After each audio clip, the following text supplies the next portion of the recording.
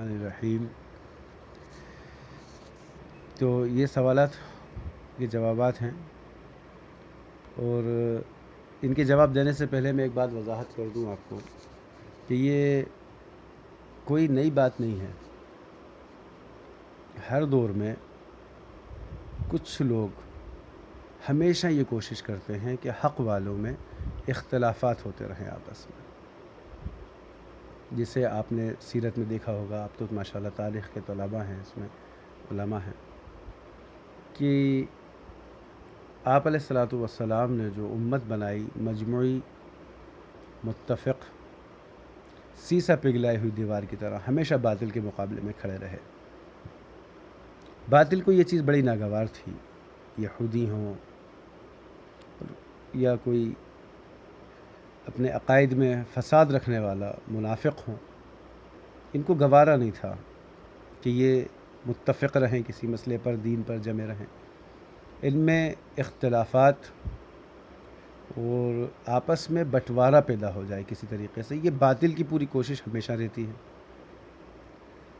یہ اس دور سے چلا آ رہا ہے جس کی شکل یہ ہمارے ہاں آپ کے سامنے ہی ہے اس وقت، رافضیت اور خارجیت کے شکل میں، کہ صحابہ کے نام پر ہی انہوں نے، جو اہل حق صحابہ ہیں ان کے نام پر انہوں نے امت میں تفرقہ ڈالنے کی کوشش کی۔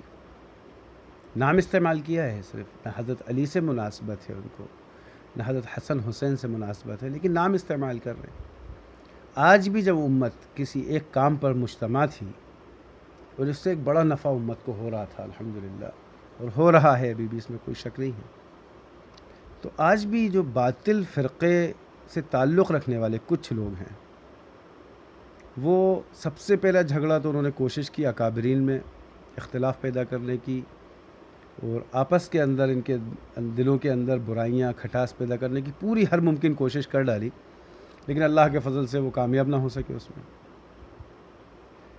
بڑے بڑوں کو بہکایا اس معاملے میں، انہوں نے بہت بڑے ان کے زہر بھرا کان کے اندر کہ عمارت کا مسئلہ اس کو اختلافی موضوع بنایا، جبکہ تمام احادیث میں امیر کی اطاعت کا حکم ہے، اس کے دلائل مدلل ان کے سامنے آ چکے۔ تو یہ جب حربہ کام نہیں آیا تو انہوں نے ایک نیا شوشہ چھوڑ دیا عالمی شورا کے نام سے، اور انعام الحسن صاحب رحمۃ اللہ علیہ نے عالمی شورا بنائی، سب کو فون لگا کہ یہی کہتے رہے، علماء کو، مفتیوں کو، ذمہ داروں کو۔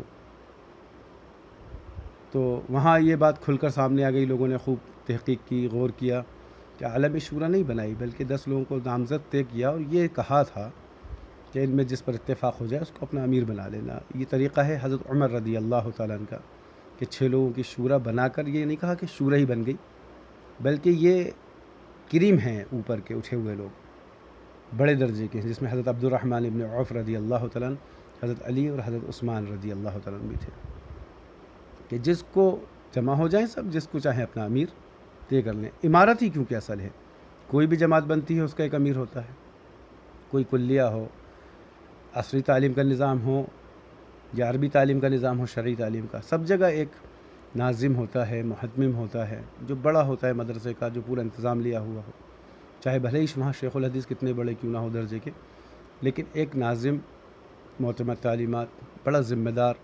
کسی اسکول میں لے لیجیے، ایک پرنسپل ہوتا ہے جو پورے سسٹم کو اپنے کنٹرول میں کیا ہوا ہوتا ہے، تاکہ نظام میں کسی قسم کی خرابی واقع نہ ہو۔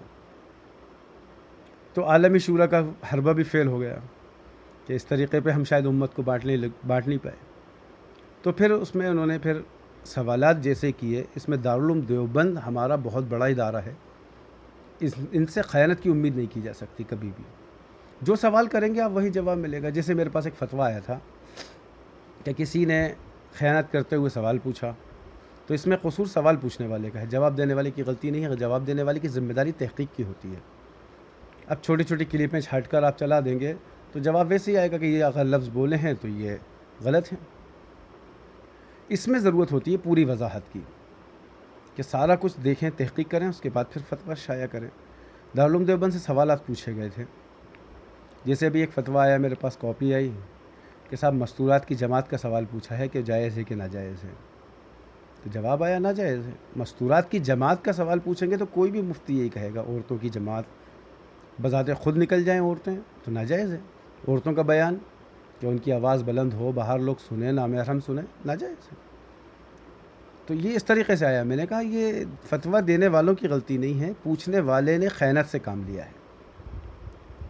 فقہ کے اصول ہوتے ہیں، تو اس میں خیانت سے کام لیا. اب دوسرا سوال میں نے خود لکھ کر بھیجا کہ صاحب مستورات اپنے محارم کے ساتھ اللہ کے راستے میں جیسے حج پر جاتی ہیں، اپنے محرم کے ساتھ جاتی ہیں، اللہ کے راستے میں نکلیں، کلمہ کو بلند کرنے کے لیے، دین کو عام کرنے کے لیے، پردے کے ساتھ اہتمام سے ان کا گھروں میں قیام ہو، اور بیان اس میں صرف مردوں کا ہو پردوں کے ساتھ. تو کیا یہ درست ہے شرعاً؟ تو بالکل. انہوں نے پرانے فتاوی کے حوالے دیے کہ مولانا مفتی محمود صاحب کا فتویٰ ہے، مفتی رحیم صاحب کا فتاوی رحیمیہ میں حوالے ہیں، دیگر بڑے بڑے فتاوے ہیں پرانے قدیمی ہمارے اکابرین کے، جس میں بالکل جواز کی شکل ہے کہ بالکل جائز ہے، لندن جائیں، پیرس جائیں. یہ باقاعدہ یہ الفاظ لکھے ہیں مفتی محمود صاحب کے فتاوی محمودیہ کے اندر کہ بالکل اجازت ہے، اپنے محرم کے ساتھ جا سکتی ہیں. اب کتنا فرق ہو گیا. اب وہ والا فتویٰ اگر دکھائیں مستورات کی جماعت ناجائز تو انتشار پیدا ہوگا امت میں کہ یہ فتویٰ ہے. اور قدیمی پوچھنے والے خیانت کرتے ہیں، تو یہ فتوے کی شکل انہوں نے بنا کر پیش کی، تو وہ رجوع نامہ سامنے آیا، اور اس میں کئی صفحوں پر مشتمل ہے وہ رجوع نامہ، جس میں اگر خطا ہو بیان کرنے والوں سے اکثر غلطی ہوتی ہے. جو لمبا بیان کرتا ہے 2.5-3 گھنٹے، اس میں خطا ہو جاتی ہے بولنے میں.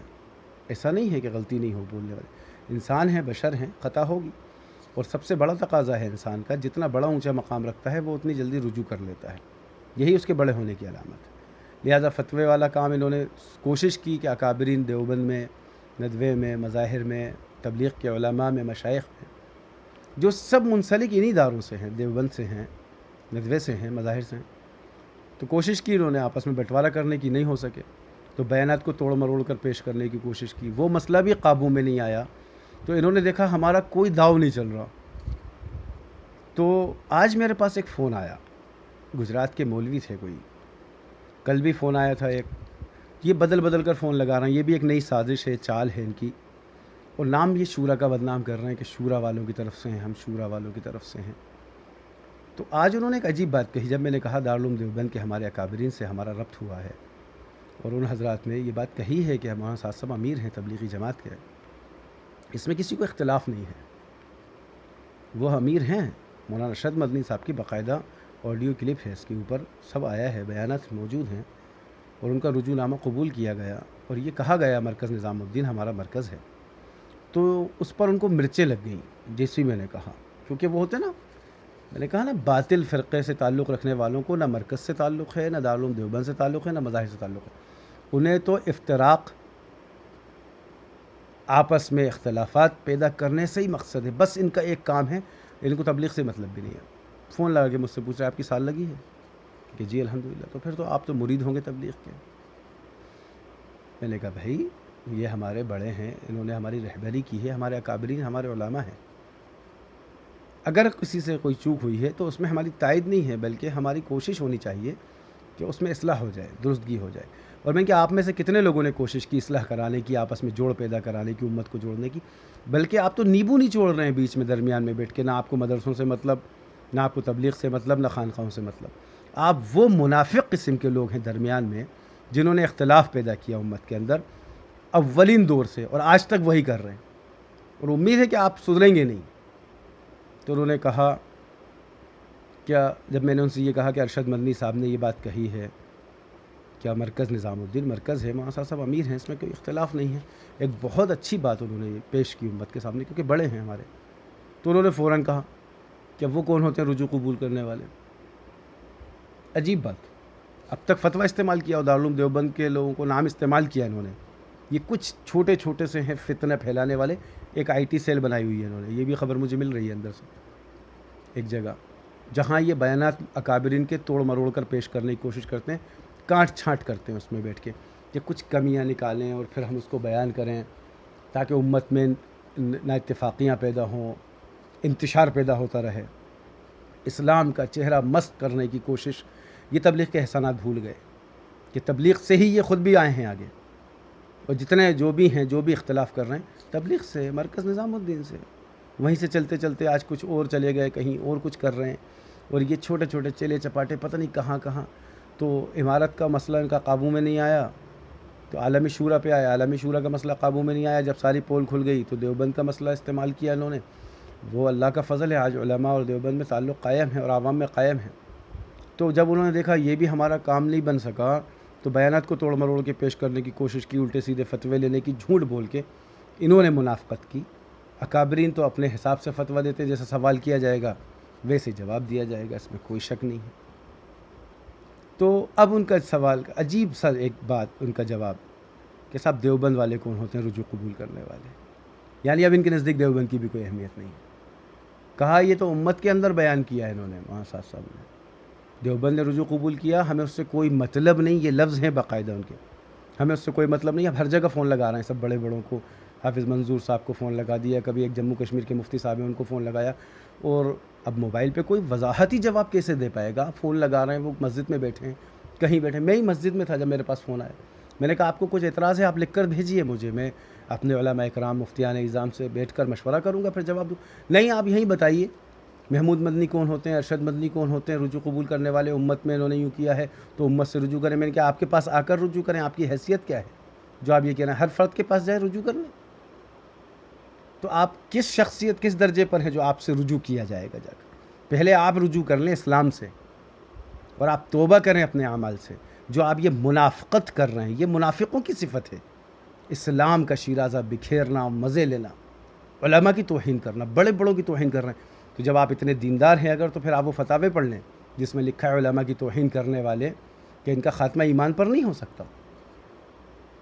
مفتی رشید احمد صاحب گنگوہی رحمۃ اللہ علیہ کے قول ہے، فتوے کے اندر لکھا ہے کہ جو علماء سے علم سے بغض رکھتے ہوں ان کا خاتمہ ایمان پر نہیں ہوتا، یقین نہ آئے تو کفن کھول کر دیکھ لینا، ان کا رخ قبلے سے پھرا ہوا ہوگا۔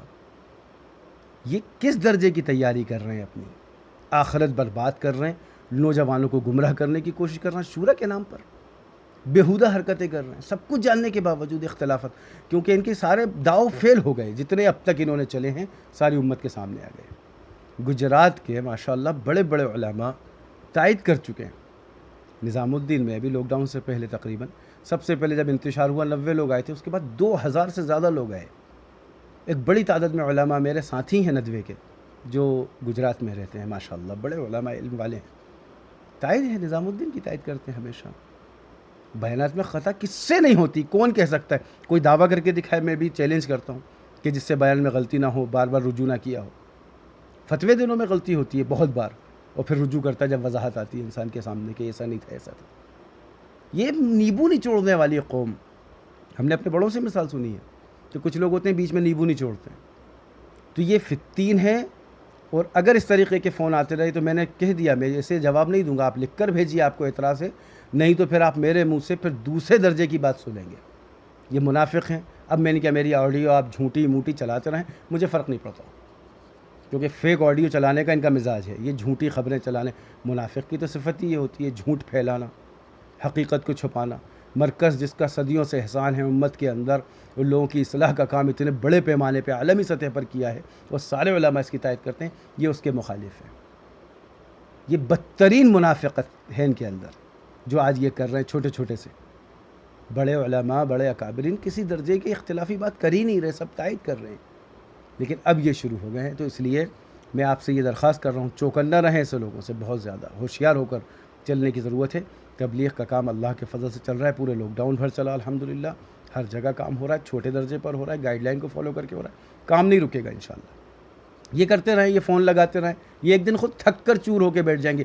منافقوں کا تو یہی حال ہے، احد کے موقع پر بھی ساتھ چھوڑا تھا، جب جنگ احد ہوئی تھی تو 1000 کی تعداد تھی، 300 منافق الگ ہو گئے تھے کہ ہماری رائے مانی نہیں جا رہی، تو ہم کیوں جائیں ان کے ساتھ، ہم تو کہتے ہیں مدینے میں رہ کر مقابلہ کرو، یہ جا رہے ہیں، تو وہاں بھی الگ ہوتے ہیں۔ اس زمانے میں بھی کچھ چھوٹے چھوٹے سے ہیں، چیپدی کے شور میں یہ سوچ رہے ہیں ہم کچھ بہت بڑا کام کر لیں گے، کبھی کسی کو فون لگا لو، اس کی آڈیو چلا دو، کوئی کہیں مشغول ہے اس سے کال کر دو، یہ کہو کہ کہاں سے ثابت ہے، کیوں ثابت ہے، کیسے نہیں، یہ خود ثبوت نہیں دے پا رہے، جواب نہیں دے پائیں گے، وہ یہ فون لگا کے اپنی سناتے ہیں، ایسا لگتا ہے یہ سنانے کے لیے فون لگا رہے ہیں، آپ سے پوچھنے کے لیے نہیں لگا رہے۔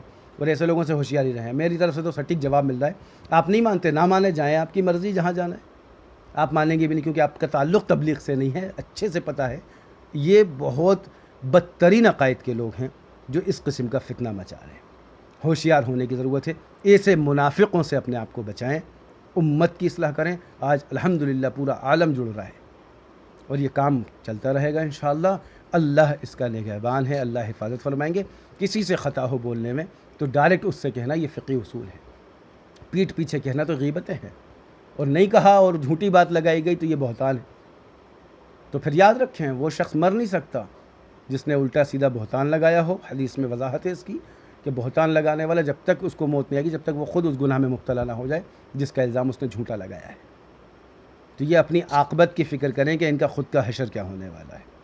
تو اس لیے میں نے چاہا کہ یہ چند باتوں کی وضاحت کر دوں۔ میں نے یہ موضوع پہ بہت دن سے بولنا بند کیا تھا، لیکن اب وہ پھر فون آنا شروع ہو گئے کچھ فتینوں کے، کبھی کرناٹک سے لگا رہا ہے کوئی، کبھی گجرات سے لگا رہا ہے، کبھی وہ یو پی سے لگا رہا ہے، کبھی کشمیر سے لگا رہا ہے، سارے فتین پھر وہ شروع ہو گئے۔